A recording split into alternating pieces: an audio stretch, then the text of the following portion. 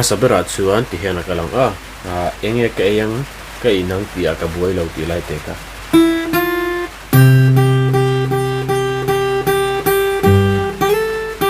hana ka lang first string kan open nga enge kan tianga enge chuan C kan heta C le first string third fret kan het du nga fifth string third fret ne ka ti ha kan tila enge ka ti kan enge ka chuan ni te ka kuzu te kan heta nga yang ka inang ti a ka ti thang ka enge ka yang ka inang ti a ka buai ya kan buai ti kan na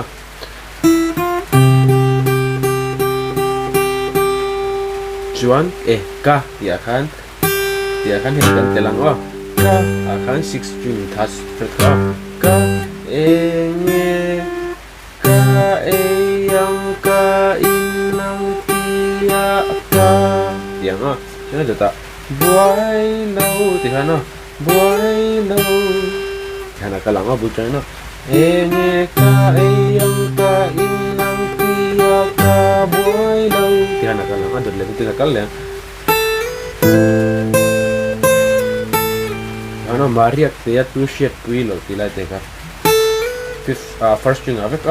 first string fifth fret tang seventh fret kan slide tang mariak chuan eighth fret kan slide khan fifth string open kan ti du nga te kan mariak te kan ti liang seventh fret kan mariak te ovek kan ti le tu shet ti kan tu shet mariak te le 2 7th fret shet 5th fret pui ti kan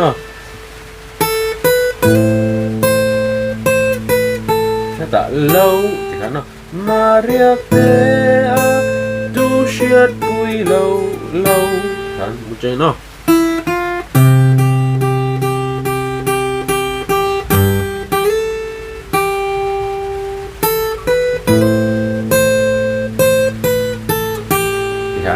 Ano ta chen kal le hana first string third fret le sixth string open kan ti do nga chuan first string third fret chang fifth fret kan ba hamar on hana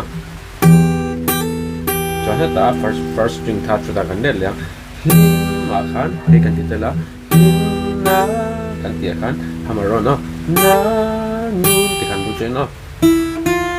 enge ka yang ka inang ti a ka buai lo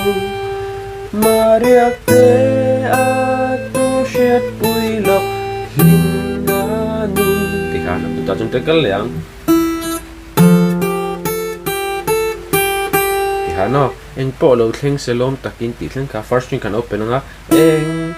po akan hemin kan ti du nga third string kati fourth string third fret ka chuan first string fifth fret ne hano eng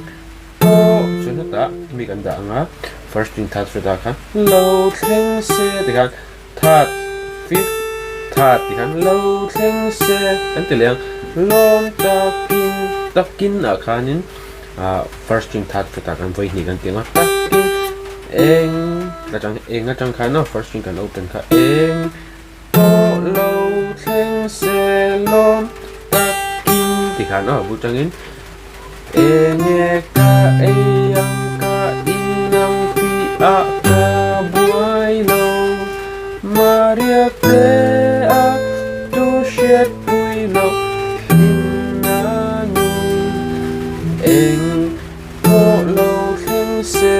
lom takin ta chon kapal dayangat no first string kan open nga ka chuan first string third fret le fifth string third fret kan ti do na ano ka first string open da chuan second string third fret chuan first fret away cut second string athawa ano ka pal dai anga chuan kan ko na riang mai la ti la de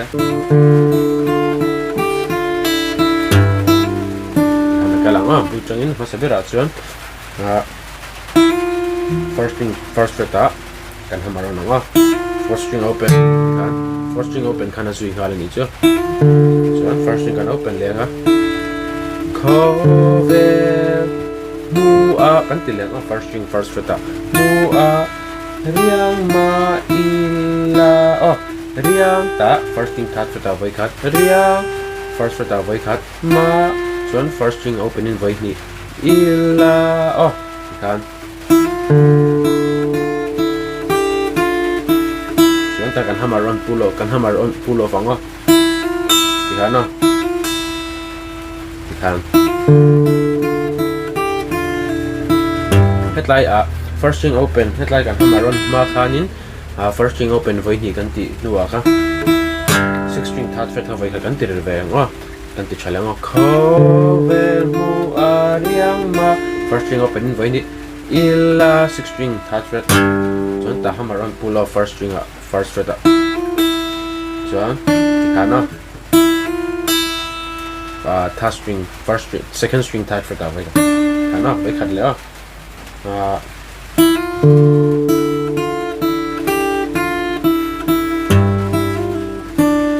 hey kujung ko kan pete kujung upon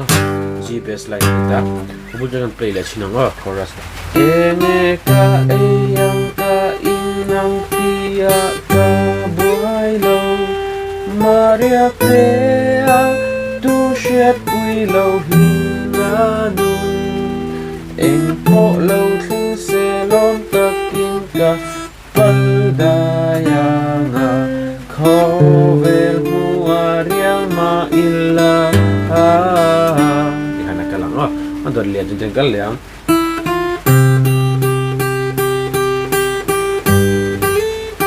angai bukin chung kwa enge tinehan enge ka eyang tinehan nang rengat lai ka chu chung kwa nu ne na leng dunin tudang kan akan sixth string third fret kan titelang first string third fret ne kan kangai lo sirva sham tiam sham ri le lui luang ri moi den min tai kha alin ang vek first string fifth fret ta voi khat chuan seventh fret ta voi khat sirva kan tianga chuan seventh fret chang eighth fret kan slide tang sham seventh fret tiam 8 sham 7 ri 8 le 8 7 thau lui luang khan fifth ba luang tikana chuan hata ri moi den min oi kan teliang first string third fret avai khat ri kan tianga chuan moi khan first string third fret le sixth string open moi chuan den kan telianga ri moi den min oi tikana ri moi den chuan vai vu ta siam ti vai vu ta siam vai vu tikana first string third fifth fret avai khat chuan fourth string third fret kan tianga vai kan tianga vai vu third fret la fifth fret kan hmang du nang ta chuna vai vu ta siam vai vu ta tia khanin first string second fret avai hi kan tianga vai vuta siam vai vuta tikana first string kan open lenga I chon first string third fret le first string third fret le fifth string third fret ka kan tiduna le first string open mai chon second string third fret tu chon second fret first string kan le dia fret ta ka tina ya tikana vai vuta siam vai vuta ki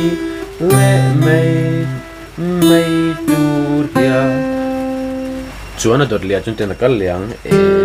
nge molung kham tur kan nei le tikano masabira chun third string kan open anga chuan first string first fret avai khat open vai kan te lenga kan met lenga kan open lenga kan tilwal khan first string open kan titelang nge molung kham first string third fret tur kan nei le ka nei nge molung kham tur stop ka chuan nei le kha first string kan open roll nga voi hi na le chuan 6 string third fret away chuan second string third fret away kha na na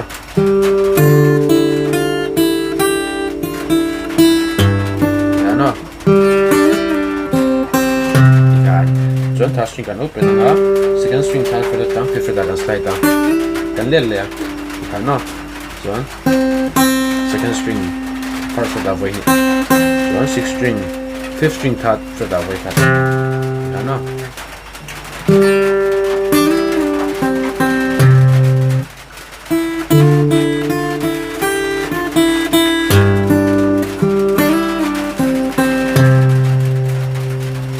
là chú chuột quá